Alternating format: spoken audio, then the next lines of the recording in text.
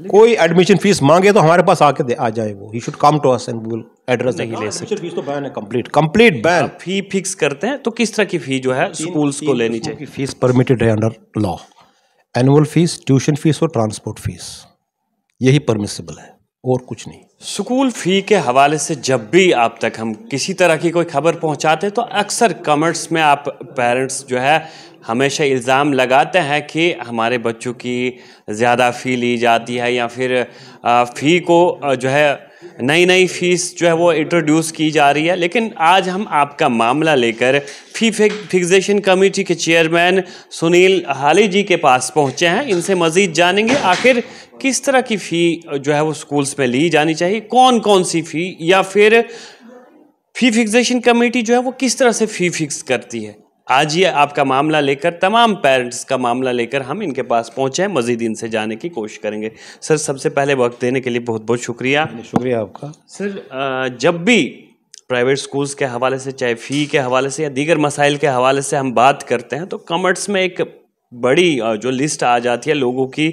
लोग अक्सर कहते हैं कि फ़लाँ स्कूल जो है वो लूट रहा है, ट्रांसपोर्ट फ़ी जो है, ट्रांसपोर्टेशन फ़ी जो है वो ज़्यादा ली जा रही है, या दूसरी एडमिशन फ़ी के नाम पे जो है अब नई फ़ीस जो है वो इंट्रोड्यूस हो रही है। आप जो है अथॉरिटी आपके पास है कि आप फ़ी फिक्स करते हैं तो किस तरह की फ़ी जो है स्कूल्स को लेनी चाहिए? फीस परमिटेड है under law, annual fees, tuition fees और ट्रांसपोर्ट फीस, यही परमिसिबल है और कुछ नहीं।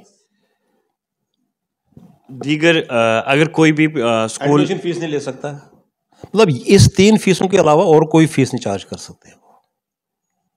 इन्हें अगर कोई भी प्राइवेट स्कूल कोई दूसरी फी चार्ज करते हुए पकड़ा गया तो हमारे पास कंप्लेंट फाइल करें, we can take action against him, उसके खिलाफ एक्शन लेंगे हम, उसकी एफिलिएशन, उसका रिकॉग्निशन खत्म कर सकते हैं, उसका एडमिशन क्लोज कर सकते हैं हम, 10% पेनल्टी लगा सकते हैं हम, लेकिन आता कोई नहीं है हमारे पास। फी फिक्स किस तरह से होती है, क्या क्राइटेरिया रहता है? देखिए, उसमें मैंने बताया रूल 7 है, उसमें होता है कि देखिए, location of private school, available infrastructure, expenditure, administrative maintenance क्या है, reasonable surplus required for growth and development of the private schools, performance of the private school, grant in year received by the private school, availability of modern technology and appliances thereof, any other factor as may be prescribed by the committee. फिर उसके बाद strength of students, class study, results of student achieved, status of private schools, ये सब कुछ देख के हम बनाते हैं। उसमें उनका इंफ्रास्ट्रक्चर क्या है वो देख लेते हैं, उसमें क्या फैसिलिटीज़ प्रोवाइड की हैं वो देख लेते हैं, क्या क्या फैसिलिटीज़ और हैं वो देख लेते हैं। स्कूल में लाइब्रेरी है, स्कूल में लेबॉरेटरीज हैं, स्कूल में all these things are taken into consideration. अब जो उनका ऑपरेशनल कॉस्ट होता है, मतलब आपने एक कंप्यूटर 10 लगा दिए तो उनका डेप्रिसिएशन 40% मिलता है, वो तो as per the income tax rule उनका 40% depreciation that has to be given because they have to replace this after 3-4 years, they have to replace it. तो these are the factors. Ground facilities क्या है, वहाँ पर क्या क्या availability है, क्या क्या है वो देखते हैं, स्विमिंग पूल क्या है चलता है, क्या मेंटेनेंस चार्जेस है, all other factors we take into consideration. ये कोई ऐसी ज़बानी काम नहीं होता है, all these factors we have to take into consideration. जो पेरेंट्स शिकायत करते हैं कि कोई तो झगड़ा शिकायत कहाँ करते हैं, आपके पास कोई आता ही नहीं है। आए कोई तो, हम तो तभी तो कह रहा हूँ मैं आपसे। देखिए, पेरेंट्स एसोसिएशन कोई पेरेंट्स एसोसिएशन नहीं है, there is no parent association. जो भी है उनके अपने स्कूल, यहाँ तो मुझे कोई पेरेंट एसोसिएशन नजर आए नहीं। अब जिस पेरेंट एसोसिएशन की आप बात कर रही, he is not a parent at all, he is mister nobody. तो पेरेंट्स एसोसिएशन मींस हर स्कूल में एक पेरेंट एसोसिएशन होनी चाहिए, ये रूल कानून कहता है। एक पेरेंट, हर एक जो वहाँ के पेरेंट्स हैं उनको एक एसोसिएशन बनानी है, उसमें स्कूल का कोई इंटरफेरेंस नहीं है, वो खुद बना सकते हैं, अपनी ग्रीवेंसेस स्कूल को दे सकते हैं, हमें दे सकते हैं, तो उनसे हम they can come and approach अस। क्या लगता है आपको जम्मू कश्मीर में कितने स्कूलों में इस तरह की एसोसिएशंस बनी? हमारे नज़र में तो कोई आया नहीं अभी तक। इंडिविजुअली आता है पेरेंट, एक स्कूल में हमने करवाया था, DPS श्रीनगर में, बाय ऑर्डर करवाया था हमने। तो पेरेंट्स आखिर कतराते किस चीज़ से, क्यों नहीं सामने आते? जब आप सर ये खबर देखेंगे ना, जब हम इसे अपलोड करेंगे, लाइव करेंगे, तो आप देखना कि कितनी कमेंट्स की बौछार होगी, फलानी स्कूल लूट रहा है, फलानी स्कूल फलानी फी के नाम पे चार्ज। देखिए मैंने कहा ना 12 लाख स्टूडेंट्स हैं, पढ़ते हैं हमारे हिसाब से। अब 12 लाख स्टूडेंट्स का हम इंडिविजुअल, वो तो देखो, वो तो हवा में बात करने वाली बात होती है। देखिए, लीगल प्रोसीजर कहता है कि you can not do anything unless you are some facts are before you. जब फैक्ट्स हमारे पास होंगे तो उसके ऊपर एक्ट करेंगे। ज़बानी क्या एक्ट करेंगे?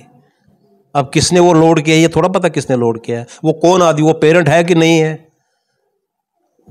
वो तो पता होना चाहिए ना। तो you can't condemn anybody unheard. जब कोई कंप्लेंट लेके साइन करके अपने पर्टिकुलर्स देता है, वो प्रोसीड ऑन दैट। यानी हर स्कूल की अपनी एसोसिएशन होनी होगी, चाहिए। जो पेरेंट्स, वो नेसेसरी है, वो जरूरी है। जिन पेरेंट्स के बच्चे वहां पढ़ते हैं उनकी एक एसोसिएशन होनी। अपनी एसोसिएशन बनानी चाहिए उनका, उसमें स्कूल का कोई मुदाखलत नहीं है, वो स्कूल वाले कुछ नहीं कर सकते उसमें। उसके बाद उनके जो भी शिकायत होंगी वो आप हमारे पास, स्कूल वालों की शिकायत स्कूल वालों को कहें, हमारे पास आ जाए, वी विल टेक एक्शन। ऐसे तो ये हवाई बातें इन्हें कहेंगे जो आरोप लगाए जाते हैं। आरोप तो देखो, आरोप हवाई होते हैं, या तो सॉलिड प्रूफ हो कोई। अभी ऑर्डर को इंटरप्रेट करते हैं कि बस देखो जी 72,000 रुपये है। अब अक्ल तो होनी चाहिए, मैं पढ़ूं पर है ऑर्डर, समझ तो आए। पहले बात है समझने की। जो आदमी आरोप, खुद तो समझ तो आनी चाहिए इसमें क्या लिखा है। अब 374 लोग हैं, उनके कितने हैं? 3794 है उसका स्टाफ का खर्च, तनख्वाह नहीं देंगे उनको? उनकी तनख्वाह भी बनती है, वही 13 करोड़ दे रहे हैं वो उनको। अब नहीं देंगे। 2,500-3 हज़ार बच्चा पढ़ता है वहां, इतना स्टाफ तो चाहिए वहां पे। तो पेरेंट्स को आप यहाँ से क्या पैगाम देंगे? देखिए, पेरेंट्स को ये पैगाम देता हूं कि they should be alive to their interests. कि अगर उनके से कोई ज्यादती होती है, उनको लगता है वो। और दूसरी बात जो बहुत इंपॉर्टेंट है कि हर स्कूल में जो भी फीस फिक्स, वो स्कूल वालों को कोई चीज उसको नोटिस बोर्ड पे चिपका दो, ताकि सबको पता लगे कि फीस क्या है। वो भी कोई नहीं करता है। कोई पेरेंट आता नहीं, सर वहां लगा नहीं, कहीं नोटिस बोर्ड पे लगा नहीं है। अब हम 7,000 स्कूल का तो नहीं इंस्पेक्ट कर सकते रोज, हमारे पास इतना स्टाफ नहीं होता है। जिनके बारे में कहते हैं उनको नोटिस निकालते हैं हम, भैया आपने क्यों नहीं किया पब्लिश, वो आगे न पब्लिश कर देते हैं। सर, एनुअल चार्ज के हवाले से बात करेंगे या ट्रांसपोर्टेशन फ़ी के हवाले से बात करेंगे, तो इसके लिए कोई क्राइटेरिया? चार्ज को बता दिया मैंने आपको कि भाई वो जो सर्विस प्रोवाइड करते हैं, स्मार्ट क्लास से करें, ग्राउंड्स हैं, बिजली का खर्चा क्या है, ट्रांसपोर्ट का, इसका पानी का खर्चा क्या है, अगर जनरेटर है जनरेटर का खर्चा क्या है, मेंटेनेंस का खर्च का, बिल्डिंग का मेंटेनेंस तो होती है, जहाँ 2,000 बच्चे तो वहाँ तो मेंटेनेंस होगा, वहाँ तो ब्रेक तो होगा ही, वो मेंटेनेंस का खर्चा क्या आता है उस ट्रांसपोर्टेशन का तो मैंने कहा ना आपको कि वो फिक्स हुआ है। पहले 2,000 रुपये कैप लगी थी उस पर लेकिन वो हाई कोर्ट से स्टे हो गया है इसलिए उस पर उसके, लेकिन वैसे हम मीटिंग में पुटअप कर दिया हमने। वो मीटिंग में डिसाइड करेंगे, वो आरटीओ को भी बुलाएंगे कैसे इसको फिक्स करें। तो जिस तरह से आपने भी कहा और इससे कबल डायरेक्टर साहब ने भी ये कह दिया कि किसी तरह की कोई फी, मतलब आप एडमिशन के नाम पे नहीं ले सकते। फीस तो बैन है, कंप्लीट बैन। कोई एडमिशन फीस मांगे तो हमारे पास आके आ जाए, वो ही should come to us and we will address that. जो नए बच्चे जो है स्कूल में दाखिल हो रहे हैं, एडमिशन उनकी हो रही है, तो उनके एडमिशन फीस कुछ नहीं है। सब स्कूलों में नहीं किया हमने, कुछ स्कूल में जिनका हमें लगता है थोड़ा सा उनका, वो हमने जो एनुअल फीस फिक्स होता है ना, जो सब बच्चे देते हैं, उसको हमको कहते हैं, जो पहला एंट्रेंट होता है उसको 2-3 हज़ार रुपये कहते हैं, ज़्यादा दे दो, नॉट मच। फिर बाद में वही लेता है, वो वही देता है जो बाकी स्कूल वाले देते हैं। There is no entrance fees.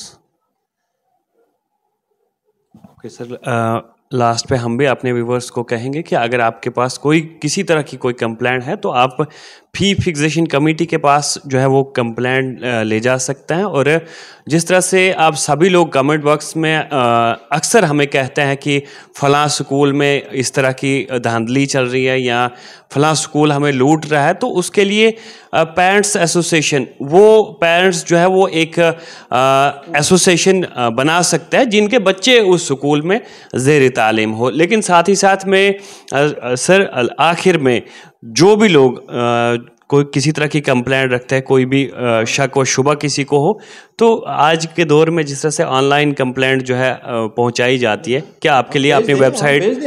Website तो है हमारे, उस पर भेज दें कंप्लेंट, वो भी हम एंटरटेन करते हैं। तो उस पे action, but that complaint must be, इसमें गिव फुल डिस्क्रिप्शन, नाम, पता, टेलीफोन नंबर, बाकी हम उसको कॉन्टैक्ट करें। ये ना ऐसे कंप्लेंट भेजिए अनोनिमस, उसमें क्या करेंगे हम? एनोनिमस कंप्लेंट में तो नहीं चलती है ना।